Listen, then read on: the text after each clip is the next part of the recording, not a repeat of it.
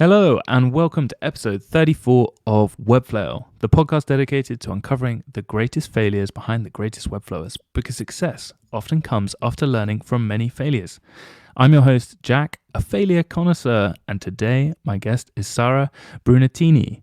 She is an independent designer and Webflow developer based in Brighton, and she has over a decade of experience in various domains such as UI UX design, visual design, and web development.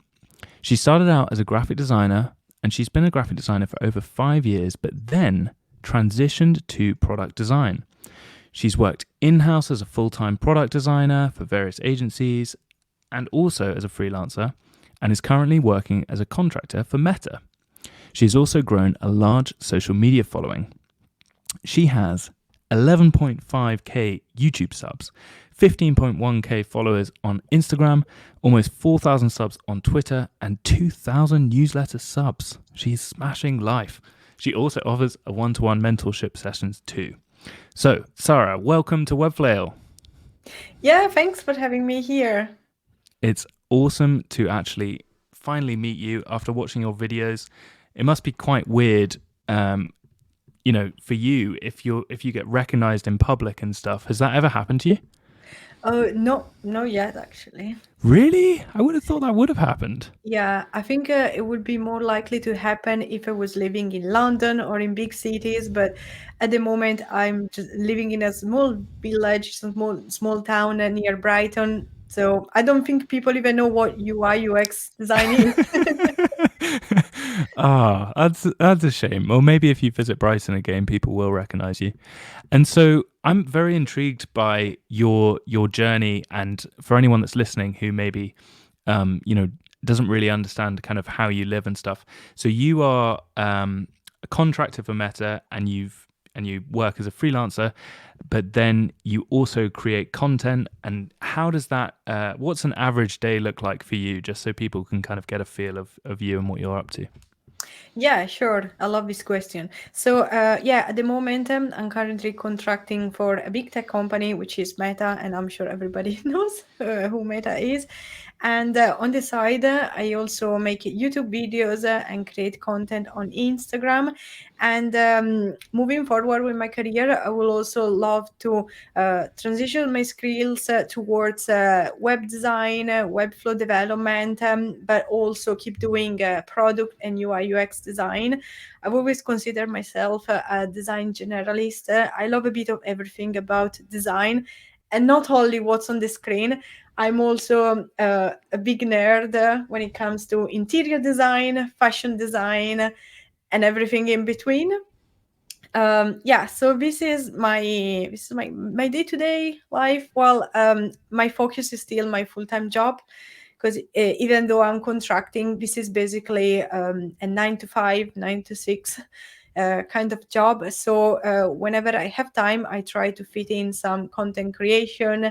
Maybe one day I'll be writing a newsletter, the script for a YouTube video, or creating content for Instagram. So I try to do a bit of content creation every day, but it's not always the case. Mm. And so, in terms of kind of why you started doing that, did you initially start doing content creation in order to get clients, or was it just because you wanted to share what you were up to and thought it would be a fun way of doing that? Or kind of what was the thought process behind the content creation? Yeah, sure. So my content creation journey started, I think it was back in 2017, 18, when I was watching some other designers' channels on YouTube, which were Charlie Marie and Mm. Ran Segal, which I started to watch his videos when he had just over like 40k subscribers, and now his channel is growing. Uh, I'm sure it's gonna hit 1 million subscribers at some point.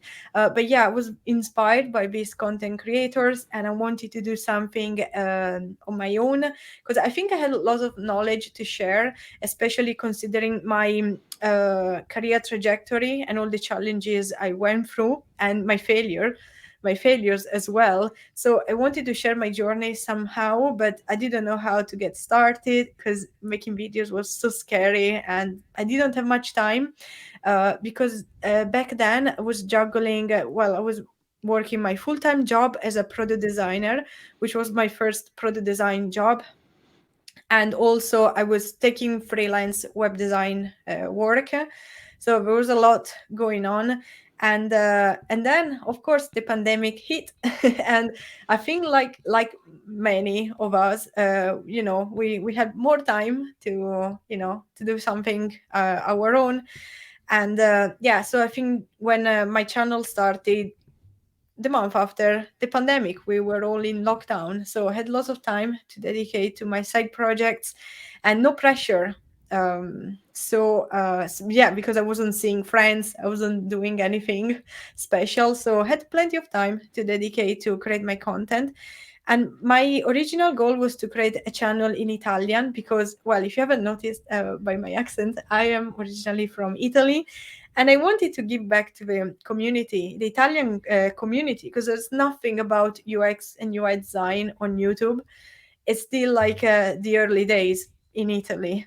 So I wanted to do that. And then I realized, you know what, if I want to reach a bigger audience, I should make my content in English. And yeah, surprisingly, my channel was doing very well during the lockdown, and now the views are have dropped because less people are guess like are watching our own YouTube, and there is TikTok and all these like short form videos. So yeah, it's not like growing as fast as I wanted to, but yeah, this is how it got started. And obviously because I was watching other content creators, there were more and more designers on YouTube. So I went into that sort of like feeling like I want to do this, I want to do that because someone else is doing it. I was like really excited and motivated, always thinking about content. And now things have started to slow down again because we are not in a pandemic anymore, and I'm spending my time doing other things. Mm. It sounds though that the content creation you just enjoyed doing to a certain extent. Like you were just like, wow, so many different things can happen from making content, whether that's potentially getting clients, potentially making new friends, travel, speaking events. Like there's all sorts of kind Yeah. of things that might have come of it. So you were just like, let's just go. I've got something to share. I can help people. And there wasn't any kind of specific goal that you had in mind apart from I just want to consistently make content. Is that right? Yeah, definitely. Yeah, my goal was to, it wasn't even to build an audience. Maybe it was more like to prove myself I can do it. Because I've always enjoyed making videos, creating content. And yeah, it was an excuse even to play around in Premiere Pro and learn all these other skills. But since this podcast is about transparency, I'll be honest and say that the beginning was really difficult. First of all, because English is not my first language. So every time I scripted something, it was weird, and I had to check with my boyfriend, who is British. I was like checking, does it make sense? Does this make sense? And if you watch my first videos, yeah, it was a bit awkward. Was still like, yeah, I wasn't, didn't sound that natural and spontaneous. But yeah, it's a learning curve. I still think I have a lot to learn with like YouTube and engagement. And sometimes I watch my videos and think, oh, this is not natural, this is not like we are talking now. I can sound really natural, but if I was speaking in front of just a camera, I would probably behave differently. So there was a lot of like tears, frustration, and I want to give up. But my secret, like what kept me going, is I kept everything small and simple. So I didn't have fancy microphones or setup. It was all done by like me, my iPhone, and a little corner in my bedroom. That was my setup. I didn't have anything else, just that, and lots of ideas. It's interesting you say that, you didn't put too much pressure on yourself to achieve a certain goal though, because I think a lot of the time people have outcome based goals, like they want to hit X amount of subscribers or whatever it is. But it sounds like you had more of a system based goal. You wanted to just consistently make content, and you were just like, I just need to keep making it to get better and better and better. And that's kind of, how all these amazing opportunities have come into your life kind of years after making what, 2 years of making content, isn't it, consistently? Yeah, yeah, that's crazy. I think like it's gonna be 3 years soon. Oh, wow. Yeah. But yeah, well, I'm not gonna lie, I was also thinking like maybe this can become like a, I don't know, maybe like a career or something like that in the future. I could be making Mm, courses, and because when you build an audience, then you can sell products, you can create more content, you have something to sell. But I didn't start it with that in mind. mm. I think a lot of Webflowers that are listening, you know, they're like focusing on trying to get clients, but actually the skill sets that they have might be transferable to teach other people. You could actually, create templates, etc., etc. So, like what you're saying, if you have an audience, if you build an audience, that's the first step to actually potentially have like some kind of method of distribution for that stuff, which I think is insanely valuable and not thought about enough necessarily by people with creative skill sets. So I think it's really admirable that you did that.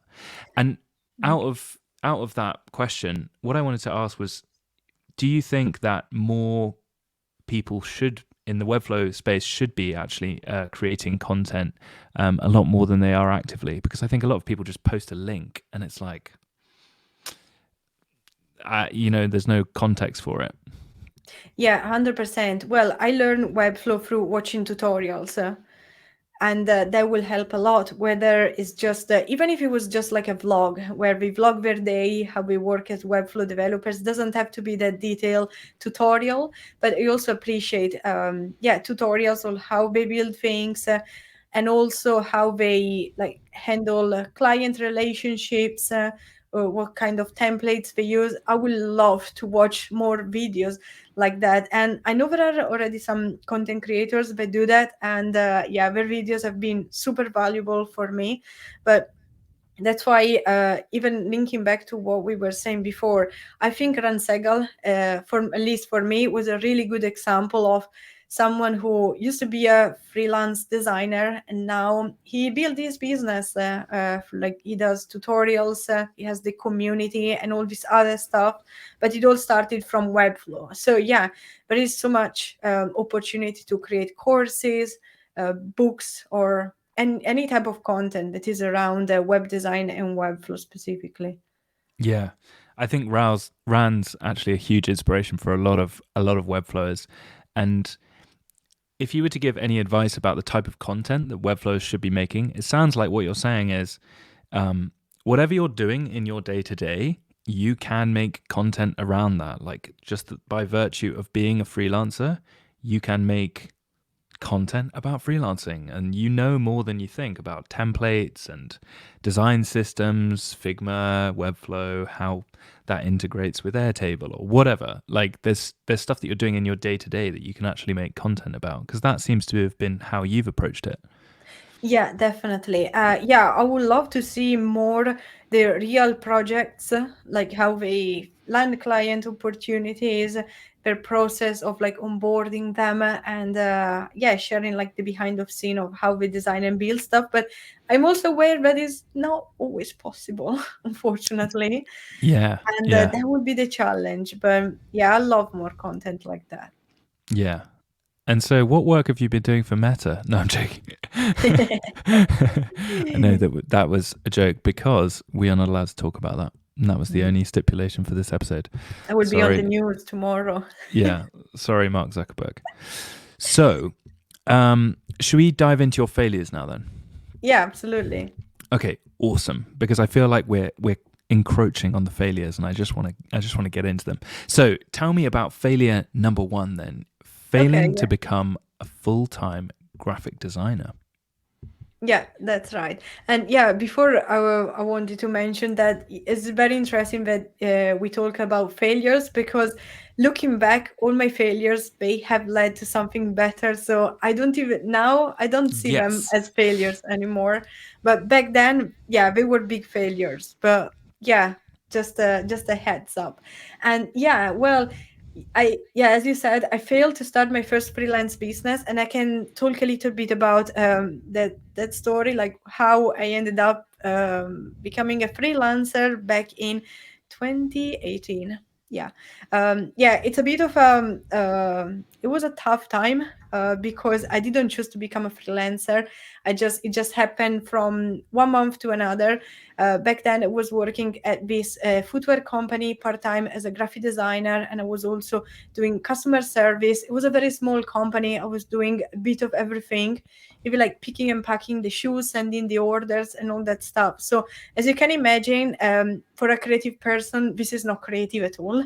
So, I was feeling often depressed. I hated my job, but I didn't know how to how to change my career because that was my first and only job in the UK. I was uncomfortable with my English, and I was afraid to take another job. So I was at the company for probably way too long until one day they got rid of me. They decided there was enough work, and yeah, I was left with 1 month to transition to a freelancer. They wanted to pay me on a freelance basis instead of being on PAYE. So I was employed before, and yeah, that meant I didn't have any clients. I didn't know how to pay my rent back then. I didn't have any savings, nothing at all, because my salary was very low. Considering the cost of living in Brighton in the UK. It's quite similar to London, by the way. And yeah, so that was very scary time. But my skills were in print design, logo design, and graphic design. So I always knew I wanted to do that. No way I will change my mind. I didn't think I was good at web design because the way I learned web design back in Italy was a web designer is the person that builds a website in WordPress and is very knowledge in CSS, HTML, JavaScript, and all that stuff. That's the web design. Oh, they also have some visual design skills, but that was the web designer back in Italy when I was studying. And yeah, so I always thought, no way, web design is not for me. But really, when I started freelancing and talking to people about how can I help you with my design skills, all the projects were web design focused. And yeah, so I quickly made the transition because that was good money, I must say. I was trying to charge like because I'm also open with numbers and stuff, but I was charging like £20 for a logo, while I could have charged £2,000 for a website. And I know it's like different skills, it's like a lot more work, but I'd rather to do the web design project and making sure I could survive for a few months. And yeah, so I stopped doing any print design work, also because I didn't find any. Like the reality is that people need more websites than leaflets, brochures, and all that kind of stuff, at least generally speaking. And yeah, I quickly learned Figma, but which back then was a new tool. Nobody was using it. So it's nice that I was one of the pioneers. And the tool was a lot different.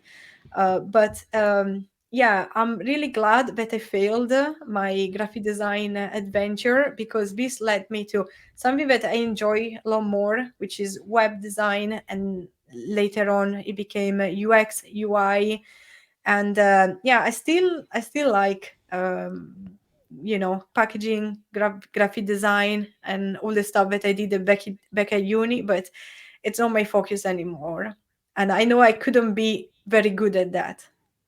Mm. Wow. So it sounds like a lot of different learnings there from this crazy getting fired situation. I mean, I think a lot of the time when people get fired, they look at the time they're really angry, and then they look back and they say, "Yeah, that was the best thing that could have happened to me." It seems like a very common thing that seems to be said. But it's great that you came across, web design from that. And so you started out with Figma. I guess there weren't that many content creators for Figma if it was such a new tool. So did Figma have tutorials that you learned from, or kind of how did that even happen? Yeah, that's very interesting because it happened in person. I was going to a co-working space, and then I met other web designers, and together we were. There was this girl, Megan, which she helped me so much with like invoicing clients, accounting, and all that stuff. But yeah, she was also transitioning from Sketch to Figma. And she taught me all the basic stuff, how she was working, collaborating with clients. So I don't think I watched many tutorials. I don't think there were any, but I learned everything, even just like by practicing. And because I was so familiar with Photoshop and Illustrator, I kind of knew it wasn't like a completely new tool for me. Mm. And then how did you get clients? Because I think that's the number one question people that are starting out, just like, how did you get your first clients? Yeah, this is very subjective, but in my experience, because I was going to this co-working space, there were many web developers with lots of clients. So I just connected with them. We started to talk, and in a matter of a few weeks, I landed my first freelance opportunity, and I collaborated with this developer on a website design and build. So it all happened very quickly, and I'm really glad that I pulled myself out, because co-working space, that was an investment. When I wasn't making, I was literally losing money. For 3 months, I made zero money, and I had to keep paying rent without having savings. So that was a very dark time, but yeah, I still put money towards this like co-working space, and yeah, finally it paid back, definitely, and I know now it was a good investment.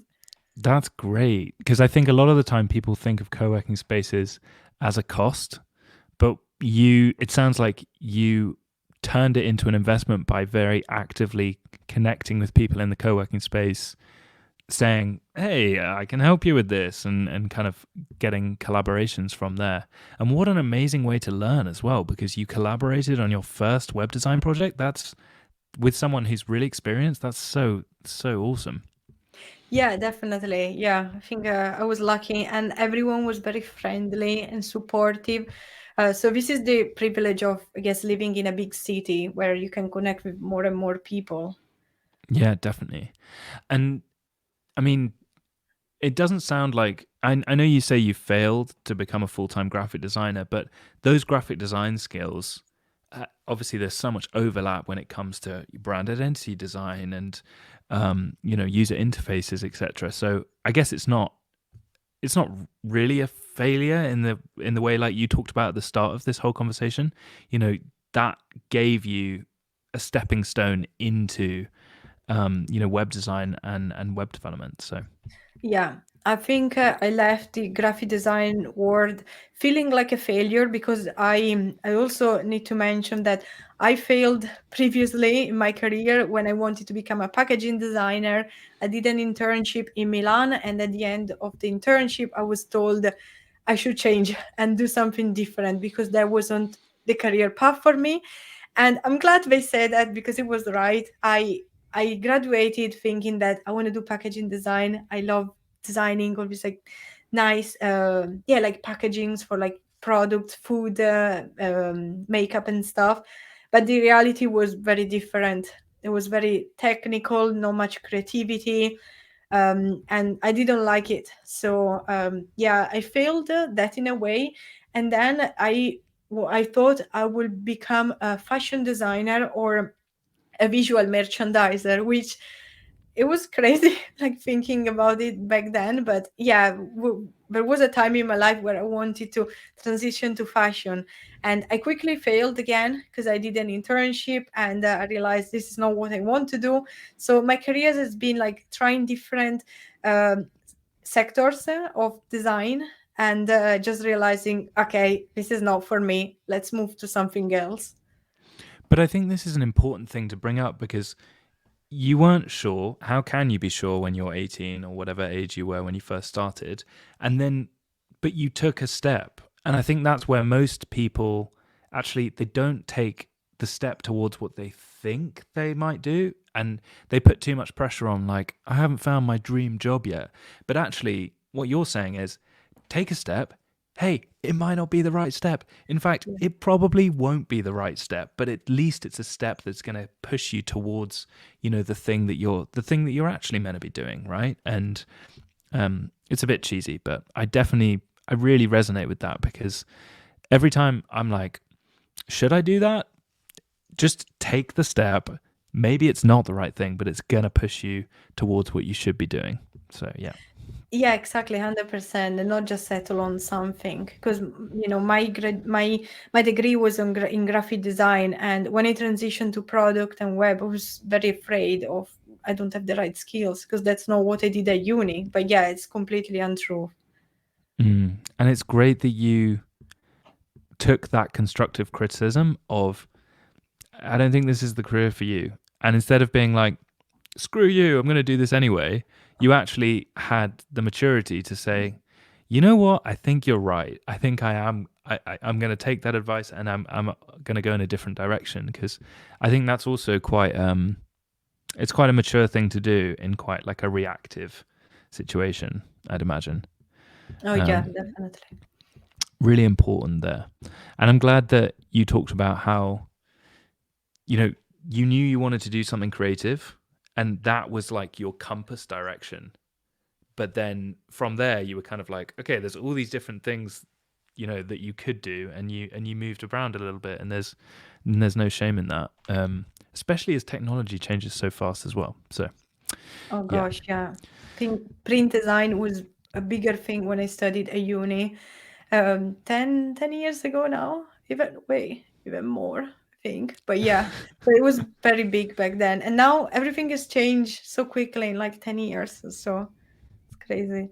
Yeah, with tools like Webflow, etc., which we will come on to. Tell me about failure number 2 then, failing to balance your full-time job and freelancing. Okay, yeah, this is a follow-up to my story. So what happened after I started freelancing? So the truth is, I also got offered a part-time job as a graphic design contractor, and I was very happy to take it because that meant a solid income, like a monthly income, so that I don't need to worry about paying my bills every month. Still is not what I want to do moving forward, but I really enjoyed working at the company. I like the people, which for me is the number one reason I usually stay at companies. And yeah, so I was still balancing. I was doing this part-time graphic design job and balancing freelance work, which it was going very well at the time. So I wasn't used to again, because I want to be transparent, I wasn't used to be making so much money. And I remember at 1 month I earned 4 times more than my previous wage, which is, yeah, it was like crazy for me. Like I never seen so much money in my life. This is sick. Like I'm not gonna stop here.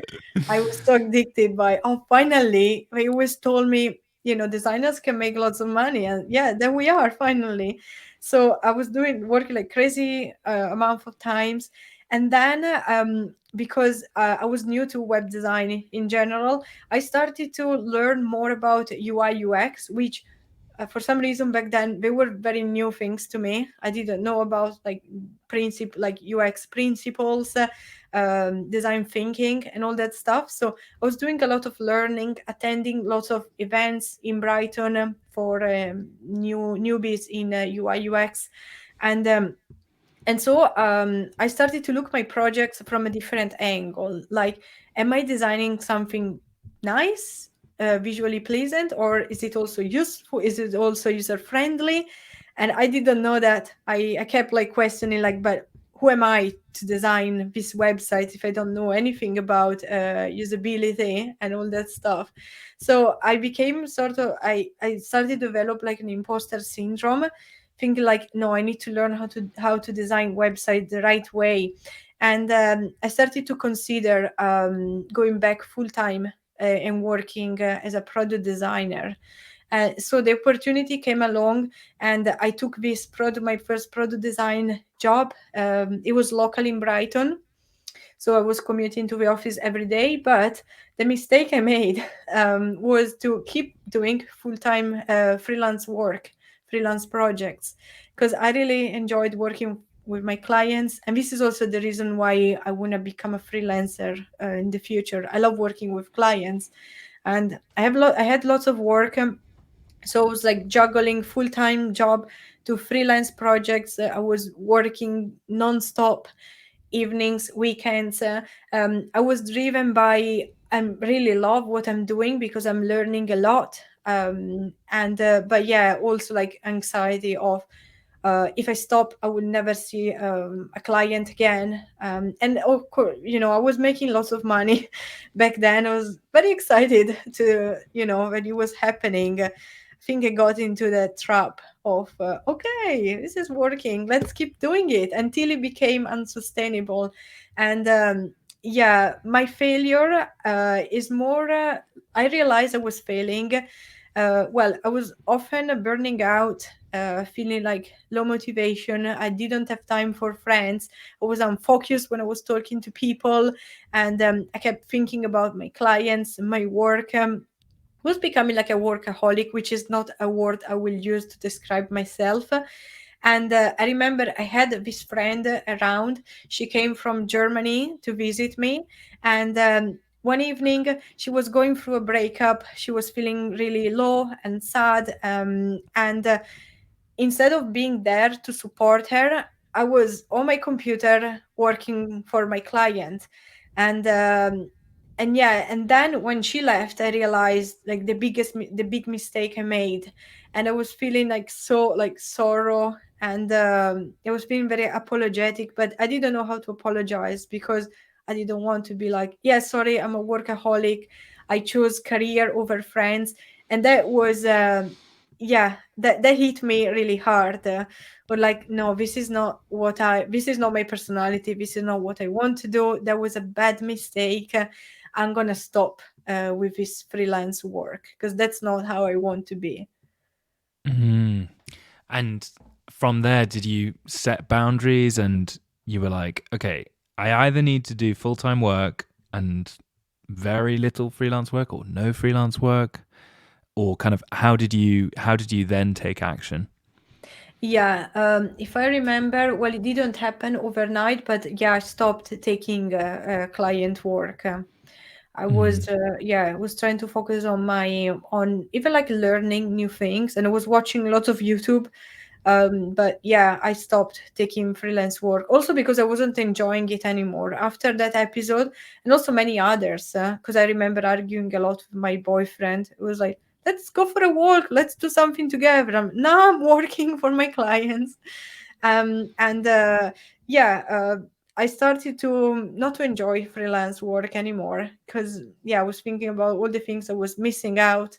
And yeah, I started to develop like an unhealthy relationship with, I don't want to do freelance, I don't want to work for anybody else, I want to do my own things. And I don't mind if I'm not making this money, I will figure out a way to, still be able to make good amount of money without having to burn out every week or so. So yeah, it happened eventually, but it took a few months to go from lots of clients to no clients.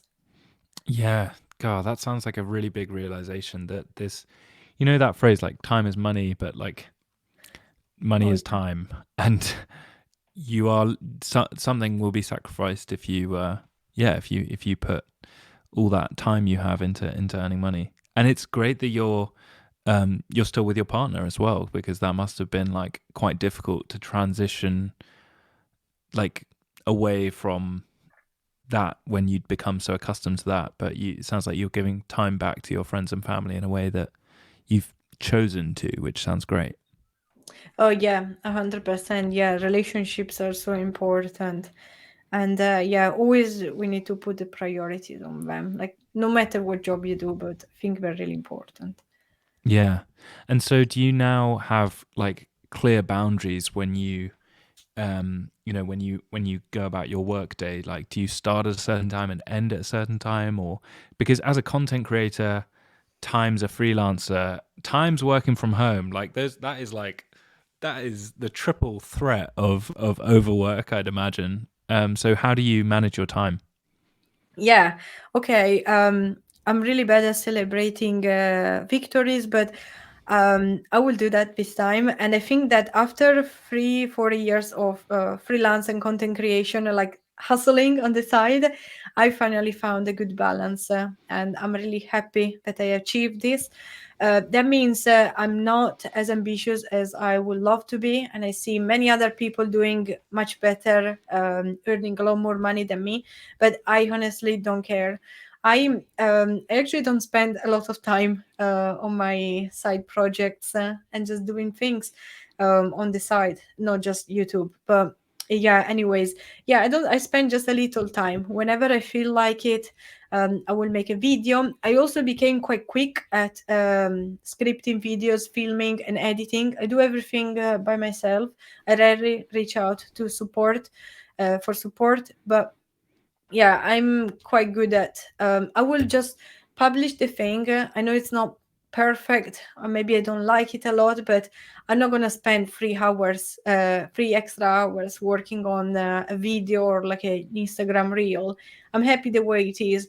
And yeah, I'm not very ambitious, I guess, in regards to like my career and work, but that's okay for me because I'm prioritizing friends, family, time by myself, hobbies, and all these other things. And I know that many other people don't have that. I stopped comparing myself to others as well.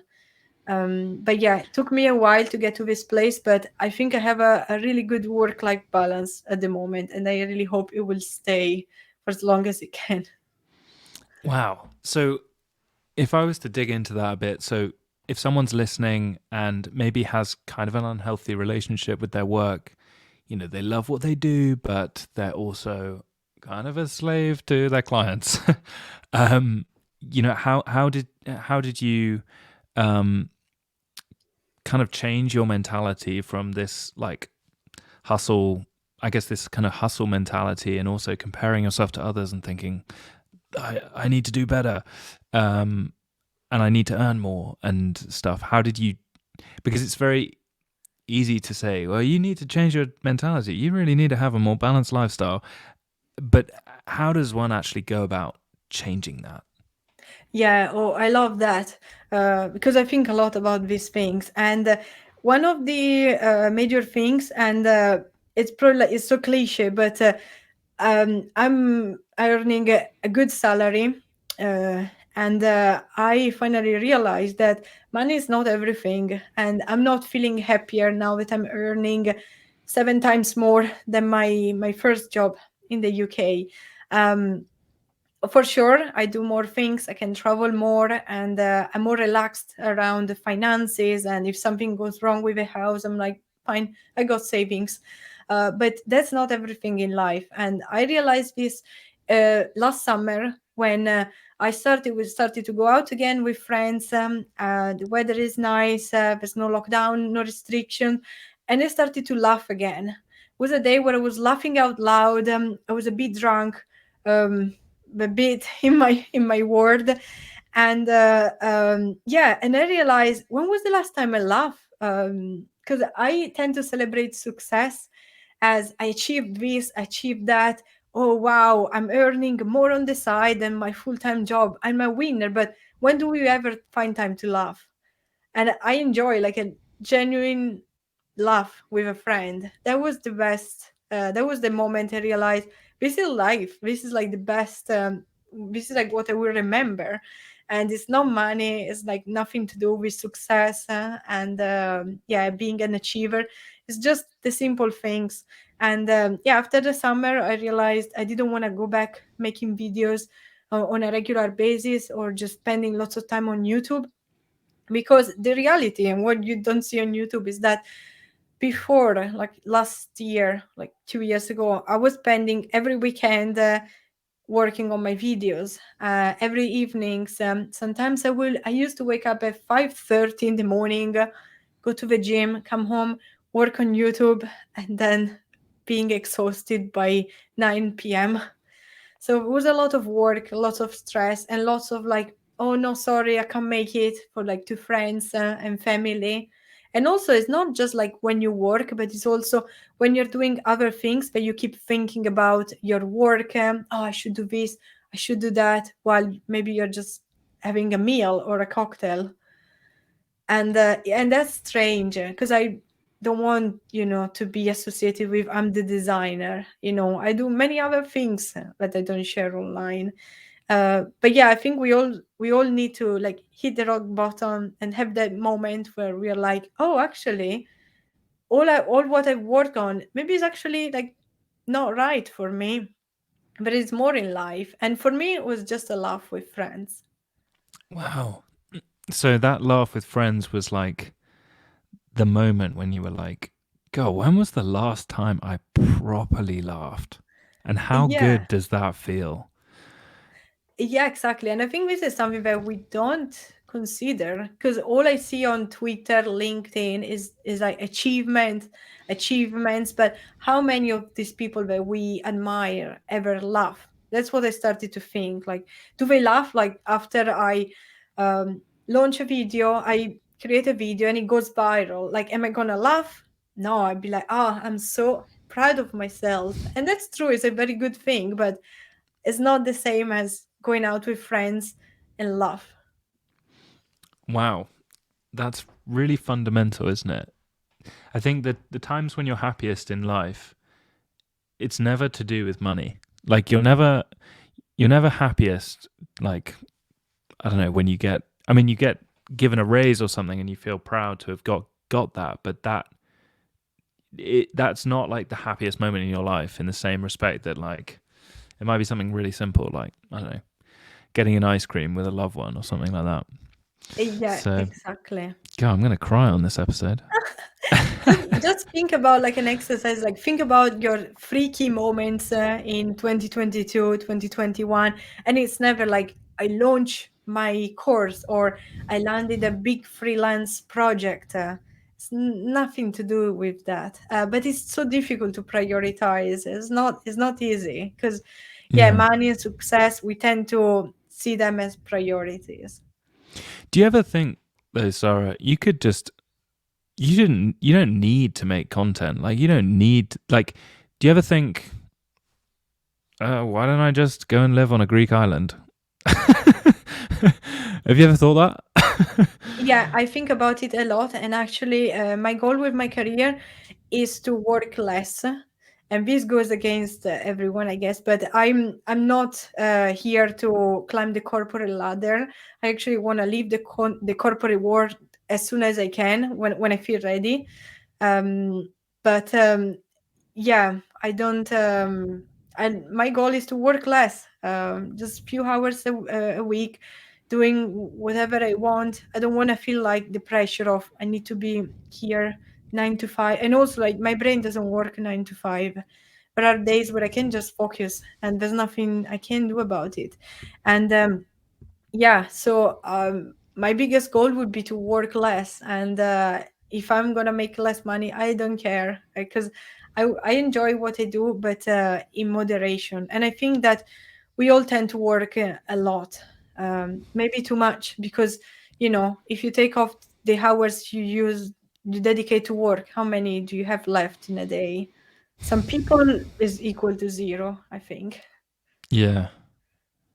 Yeah, not necessarily even like actively doing work, but thinking about work as well. Like Oh that's yeah. another thing that yeah. God, this is like design therapy. Yeah. Um well, I'm glad we're talking about this though. It's really this is why this podcast exists because I feel like there's a lot of unspoken stuff that isn't on Twitter, that isn't on LinkedIn. Um we're not talking about companies getting acquired and stuff. Like, I think there's a lot of stuff that you've been saying this episode that a lot of people listening might resonate with. It certainly resonates with me.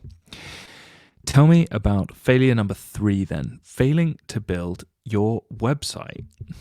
Okay, this is very recent. And yeah, so at the beginning of this year, or like I think it was around Christmas actually, when I had a little break, I had more time to think about what I wanted to do in 2023. I started to seriously considering a career in like becoming a freelancer. Not that I don't like my work, my job, I actually love it, and I will be happy to stay a Meta for as long as I can, um, while working as a contractor. But it's because for my career, I want more flexibility. And this job is giving me a lot of flexibility because I can work from home and I can take my PTO whenever I want. But that's not enough for me. So I started to really think about, okay, like what does my ideal career look like? I want to be, I love working with clients. I love managing my work. I don't like people telling me what to do.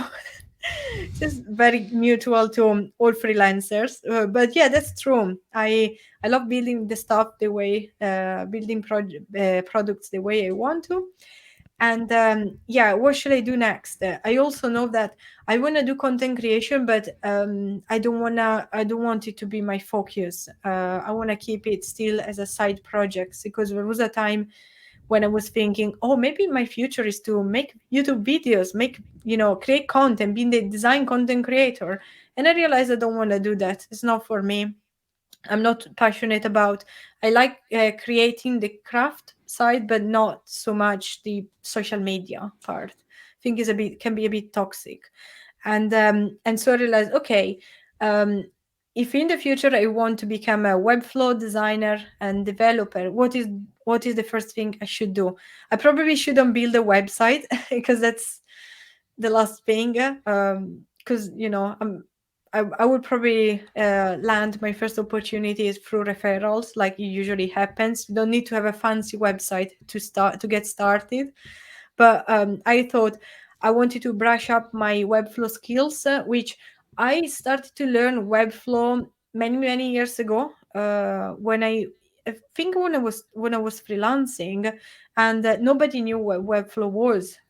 Just me watching videos of Ran Segal, and I started to learn Webflow. I watched all the tutorials and stuff, and then I didn't do anything for years.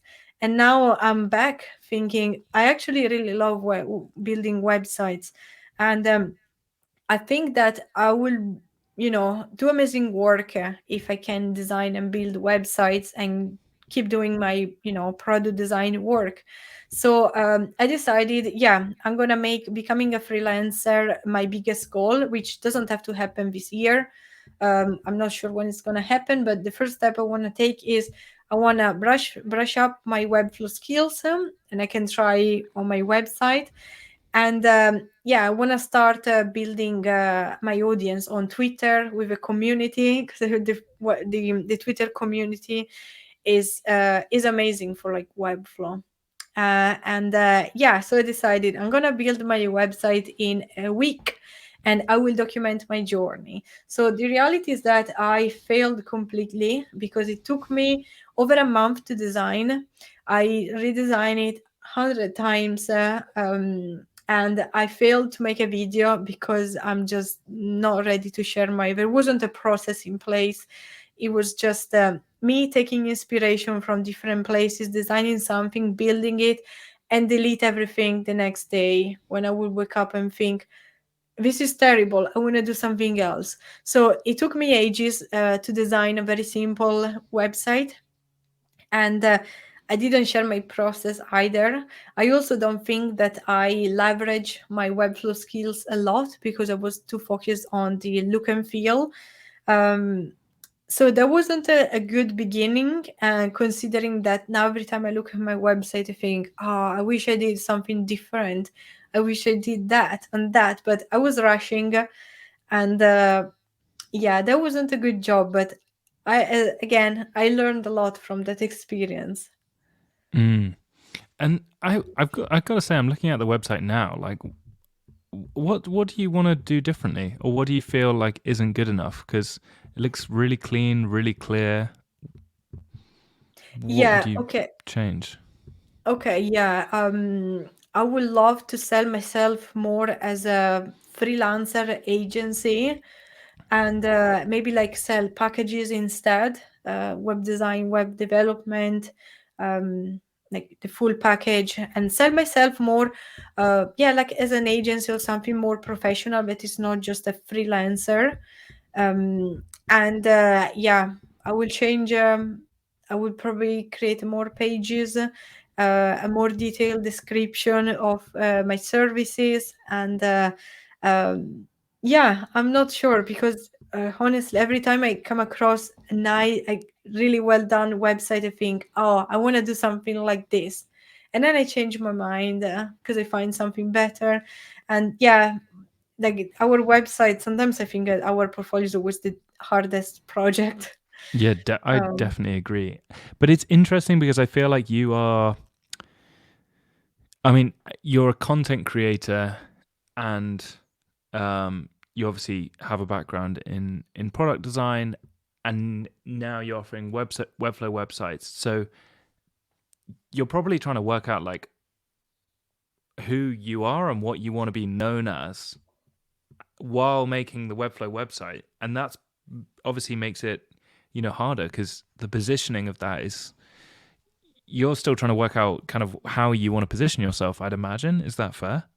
Yeah, that's right. Yeah, I would love to position myself as an independent designer, where I do my freelance work, and yeah, I work with clients and I do content creation on the side, not just to land client opportunities, but also yeah to build my network. Because in the future, I would love to have my course. And yeah, maybe it will never happen, but and I'm also like now that I'm saying it, I feel really skeptical, but because I have all these like video editing skills. I think I could do a course one day. So I think having a network is still important, and I would love to have a balance and do both. But yeah, that will take time. And yeah, I see myself as an independent designer. There are aspects of product design that I enjoy. I like designing products, but for example, I don't like working on like long-term projects with like lots of people, lots of stakeholders, where things stay very slow, and there's not much space for creativity. And yeah, I guess like part of my brain is like the creative side. I love that, but I'm also very analytical, and technical maybe. So I love building stuff in Webflow. I love playing around. I really like that everything is very, it's not like creative where you can choose, oh, I like this, I don't like that, but I don't know why. Webflow is like, this is done right, this is done wrong. And I love that aspect of Webflow. So I think that by becoming a web designer, UI UX designer, and Webflow developer, I can have a nice mix of like yeah different like creative skill and a broad creative skill set, if that makes sense. But yeah, Yeah, no, it's a lot of everything. yeah. It's like you're like just creatively curious and you're trying to put that on a website, but then for the user that's landing on the website, they're like, wait, there's so many different offerings. Like what does Sarah do? But it's kind of like, well, I kind of do a bit of everything, and I do also do content creation. And if you want to be, a mentee of mine, you can go here. And it's like, yeah, it's trying to work out how to kind of maybe what the top thing that you want to be known for is when someone lands on the website. Yeah, definitely. But I also think that just to touch on web design and product design, they're different, but also they have lots of similarities. And I think the same with graphic design, but is that like sensitivity towards the user, because even in graphic design, you think a lot about the user. And this is a spoiler for a video, for a YouTube video I'm gonna make about why I think product design and web design are very similar to graphic design. But yeah, I think they all belong to this. They all come from design thinking, creativity, visual, and like user first, user centered design. And yeah, again, I look at there are some like one of my favorite designers of all time is Pablo Stanley, and he's a design advocate, UX designer. He's a visual designer, illustrator. He does a bit of everything, and I would love to be like him. Wow. Okay. Awesome. Big shoes to fill. But yeah, you seem to be well on the way though, because you've got so many different skill sets, like we've talked about this episode, and you can go in any direction you want. Sky's the Yeah, limit. thanks. It's pretty exciting. For the final question, what is your next failure going to be? Okay, yeah. I think it's about to happen, but um, it's gonna happen soon. Um, well, the problem with myself, and I don't know if it's a problem, but I'm a perfectionist, and even if sometimes like I'm happy with. I always think that done is better than nothing, but I also procrastinate a lot in things, and I see myself procrastinating a lot with starting my freelance business and delay the process for years, for months. Because I want to have everything ready before I start. Because if I'm gonna quit my job, which I really love and I'm passionate about, and just to pursue the freelance path, I want to make sure I have everything ready. And maybe it won't happen because, for example, I want a website full of case studies and cool projects that I design and build, which I don't have. So that's not going to happen. I want to make sure I have an onboarding for my clients, a proposal, like a good idea of how much I can charge, what tools I want to use, and all that stuff that I don't need to do before I start freelancing. Because the most important thing is, where are my clients? Who are they? Should I reach out even to Webflow developer and do the design part? Like, how does it work? I'm not sure, but I'm already procrastinating with the visual part. Don't want to be an agency, an independent designer, and yeah, I see a lot of challenges there. Okay. Well, I'm excited to talk to you next year about the failures there. No, I'm sure you will be absolutely fine. You've got so many different skill sets, so many different directions that you can go, and I guess it's just choosing a direction and then pivoting from there if it's not right. But it sounds like you've got the depth of skill set to do that. So Yeah, thanks. you will be fine. If anyone wants to ask you any questions about this episode, where should they message you and what platform is best? Okay, my email is probably the best place. You can also, we can leave the email in the description, which is also on my website. And I guess Twitter is another good place. I would have normally said Instagram, but I'm on an Instagram break. I'm doing a little social media break so that I can focus more on refining my Webflow skills and do all these amazing projects. No Instagram, but you can find me on Twitter, where I've been more active recently, and YouTube videos. If you watch a video, you find something interesting, you can just leave a comment, and I always reply because there are not many comments, so it's manageable. I can do that. Awesome.